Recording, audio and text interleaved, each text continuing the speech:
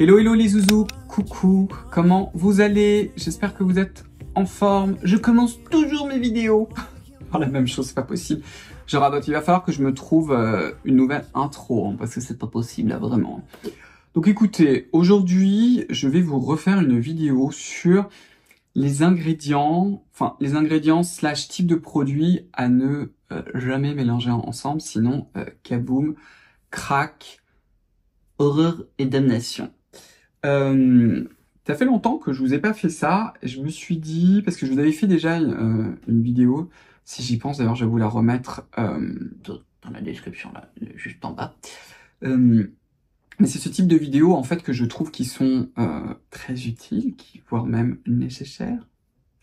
Mais je me suis dit, je vais peut-être pas vous refaire une vidéo ultra carrée scientifique sur vraiment focus actif comme j'avais fait, mais je vais plutôt vous montrer en fait des exemples de produits et slash d'erreurs en fait à ne pas faire. La première chose, même si c'est pas un actif pur et dur, mais on pourrait presque le considérer en tant que tel, ce sont les solaires. Je vous montre celui-ci.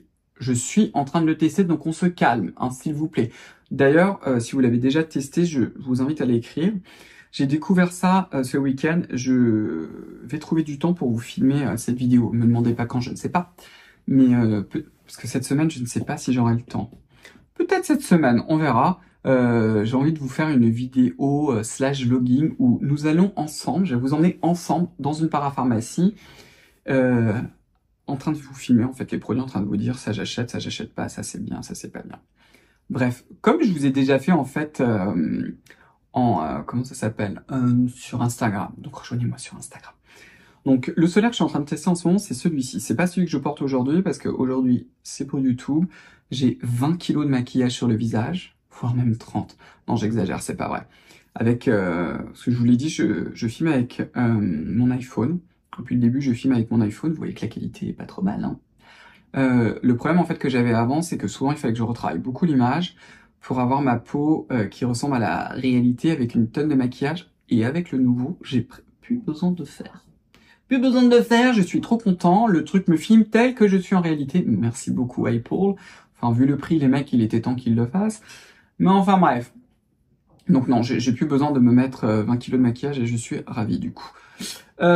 Donc, ce fameux solaire que je suis en train de tester en ce moment, c'est le Sensitive Protect Peau Sensible, qui se trouve juste là.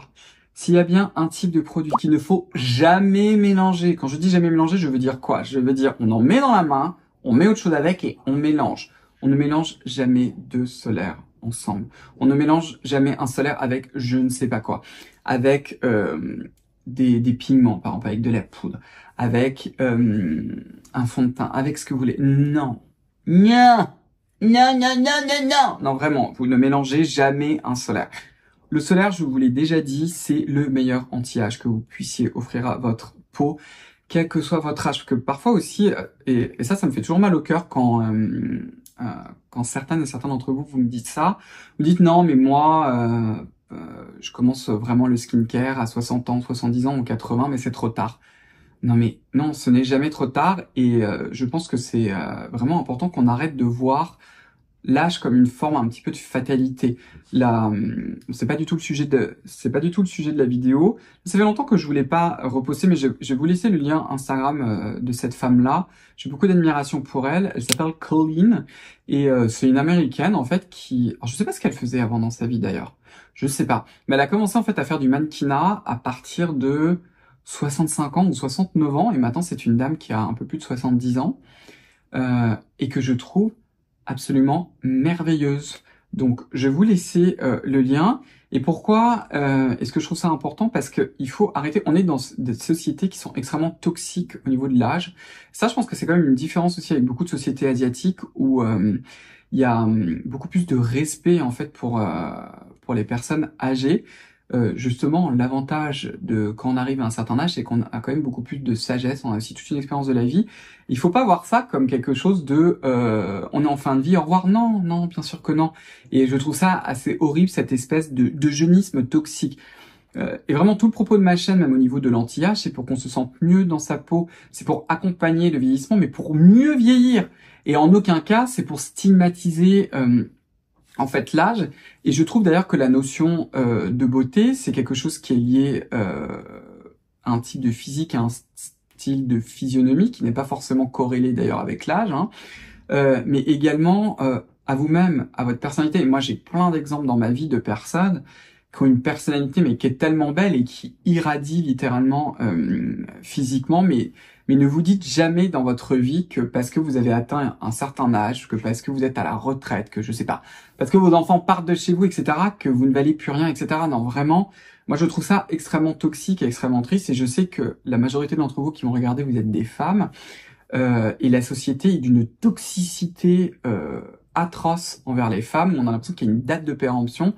Et moi, je trouve ça absolument insupportable, et je pense qu'on doit tous se rebeller, femmes et hommes, contre ces dictates, parce que c'est assez insupportable. Enfin, vous voyez bien, moi je prends l'exemple de George Clooney, mais on s'en fiche, hein.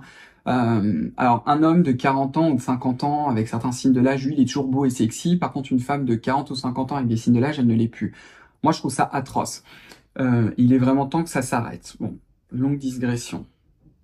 Mais vous avez, j'espère que vous avez compris le message, mais ne vous enfermez jamais en fait là-dedans. Et en plus, moi j'ai eu plein d'exemples dans ma vie, en particulier de femmes de 60 ans ou plus, et qui sont toujours restées très belles en fait, parce que c'est aussi quelque chose qui est dans l'attitude, dans la façon dont vous coiffez, dont vous maquillez. Si vous vous sentez belle et coquette, quel que soit votre âge, vous serez toujours belle et coquette, quoi. Et je pense que ça, c'est un truc qui est important. Bon, allez, j'arrête.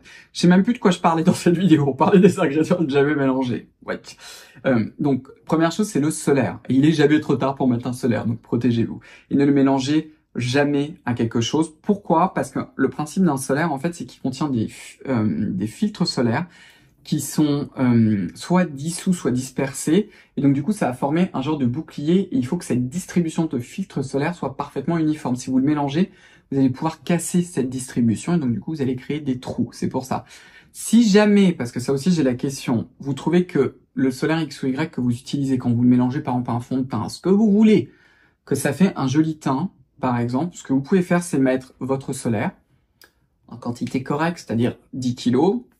Vous attendez qu'il se fixe, ou vous utilisez votre sèche-cheveux position froide, et ensuite vous mélangez le solaire avec par exemple votre fond de teint ou une poudre teintée, et vous l'appliquez à l'éponge en tapotant. Mais vous avez déjà en fait le film qui est dessous, et là si vous voulez vous pouvez le faire comme ça si jamais c'est la question.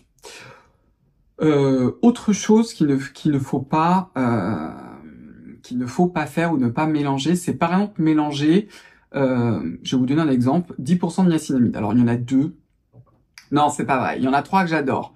Vous avez le plus cher d'abord, qui est le 10% de niacinamide de chez Paula's Choice, par exemple, qui est un produit qui est pour moi iconique, qui est très très anti-âge, qui ne contient pas de zinc et qui est très très bien formulé. Celui-ci est excellent. Vous avez deux versions beaucoup moins chères, mais qui sont associées à du zinc, donc tout le monde ne va pas forcément le tolérer, même si c'est assez rare. Vous avez celui de chez Geek & Gorgeous, qui est ma petite préférence à moi, parce qu'il est un peu plus hydratant, qui s'appelle le B-Bomb. Vous avez aussi celui de chez The Ordinary, et de souvenir, il existe aussi en grand format, ce qui est quand même un petit peu sympa, qui est aussi le 10% de niacinamide. Si vous mélangez ce type d'ingrédients, qui sont des ingrédients aqueux, à par exemple une base très grasse, je pense par exemple à une huile, vous les mélangez dans la main, ça va être probablement contre-productif, parce que la niacinamide et la base de ces formules-là, ce sont que des ingrédients qui sont dissous dans l'eau. Donc du coup, si vous le mélangez en fait avec une huile ou quelque chose d'extrêmement gras comme une crème extrêmement riche, vous allez probablement empêcher en partie l'absorption de cet ingrédient. Donc c'est pour ça que ça fait pas beaucoup de sens. C'est la même idée dans le layering. Si vous appliquez d'abord une huile puis après ce type de produit, ça va pas forcément faire beaucoup de sens. Autre chose qu'il faut aussi éviter de faire, c'est utiliser un produit très hydratant, comme un sérum hydratant. Ça peut être l'ampoule B3, ça peut être, parce qu'elle est sous le nez, là, mon essence initiale, ce genre de produit très très humectant, de le mélanger à, là de nouveau, une base grasse comme une huile ou une crème hydratante. Ça par exemple, effectivement, c'est pas une très bonne idée, parce que vous allez probablement perdre des bénéfices de ce type de produit. Autre chose qu'il faut vraiment éviter de faire, c'est de mélanger ou de faire un layering de produits à base de peptides, de sérum à base de peptides, associer immédiatement un acide exfoliant. Alors, soit vous avez mis d'abord un acide exfoliant et par-dessus vous voulez mettre un sérum à base de peptides, soit mélanger les deux. Donc pareil, je vais vous donner des exemples de ce type de sérum. Le Saint Graal, et que je trouve le plus intéressant, vous avez le peptide de cuivre de chez Nuance, vous avez évidemment le peptide de cuivre de chez The Ordinary, ou vous avez aussi tous les sérums à base de peptides de chez The Ordinary. Vous avez par exemple leur Matrix Seal 3000, vous avez le buffet tout court aussi, qui est sans peptides de cuivre, qui peut-être maintenant s'appelle le multipeptide sérum. Je sais pas s'ils ont encore changé de nom ou pas, ou s'ils vont le changer. J'ai un petit peu oublié, donc pardonnez-moi. Ça peut être aussi le sérum multi-actif de chez Nuance, parce qu'il contient pas mal aussi de peptides. Il contient pas que ça, mais il en contient quand même. Si jamais vous le mettez, alors soit vous le mélangez dans votre main à une lotion exfoliante à base d'AHA, comme celle de chez par exemple Geek & Gorgeous, que ce soit le Calm Down, le Cheer Up ou le Smooth Out, ça peut être aussi l'acide glycolique de chez The Ordinary. Si vous savez pas de quoi je parle, je vous laisse en description, mais tout cela, tous ces types d'acides, en fait, ils sont formulés à un pH aux alentours de 3,4, donc un pH faible.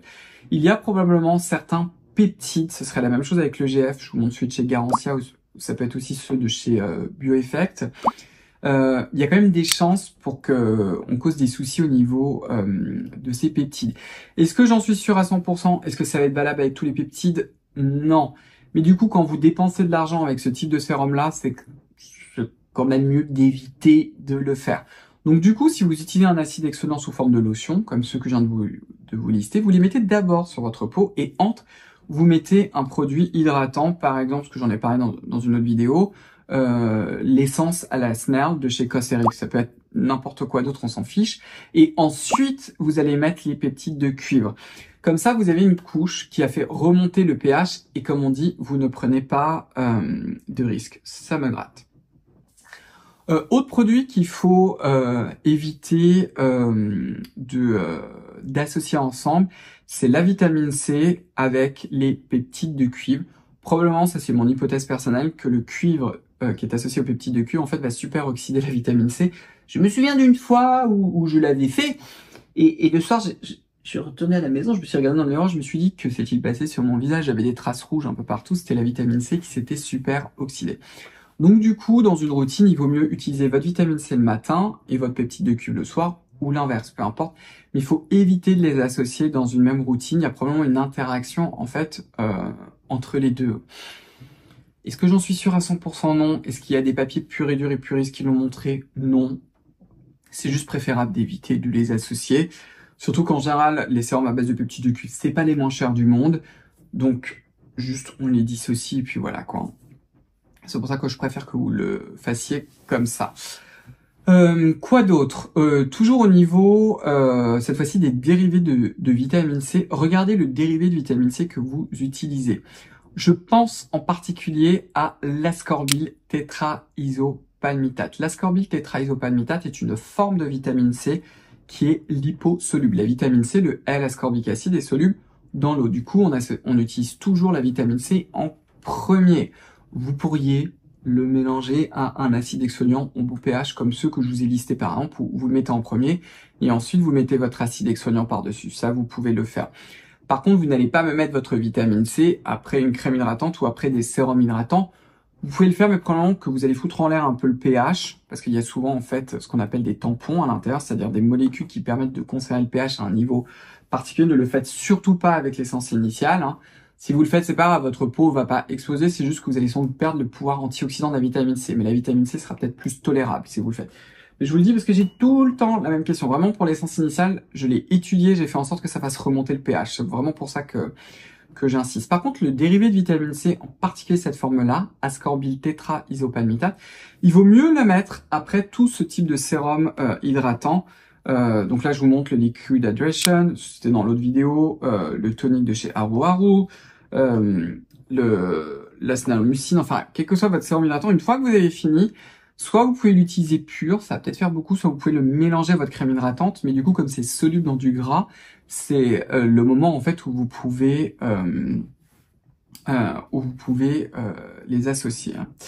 La dernière petite chose, mais là on va pas rentrer dans les détails parce que je peux vous refaire toute une vidéo pendant 20 siècles dessus, c'est que à partir du moment en fait où on rentre dans le royaume des actifs, c'est vraiment important que vous les compreniez. Pourquoi? Parce que vous avez certains actifs que vous pouvez associer dès le départ. Très souvent, en fait, on peut pratiquement tout associer. Le problème, ça va être votre propre tolérance.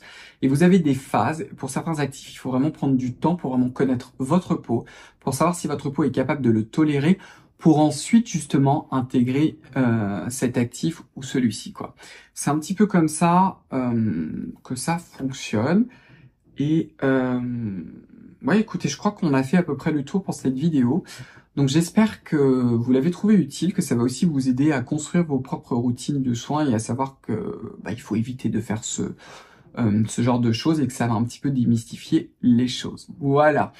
Donc j'espère que ça vous a plu. Si tel est le cas, je vous invite à commenter, à me donner un pouce bleu, à vous abonner, à enclencher la cloche des notifications, à me rejoindre sur Instagram, où vous avez pas mal de contenu aussi sur mon compte Instagram. Vous pouvez également, quoi d'autre? Qu'est-ce que vous pouvez encore faire? Suivre le compte Instagram de ma propre marque. Et le plus important, prenez bien soin de vous. Puis on va se retrouver dans une prochaine vidéo. Au revoir les zouzous, bye bye.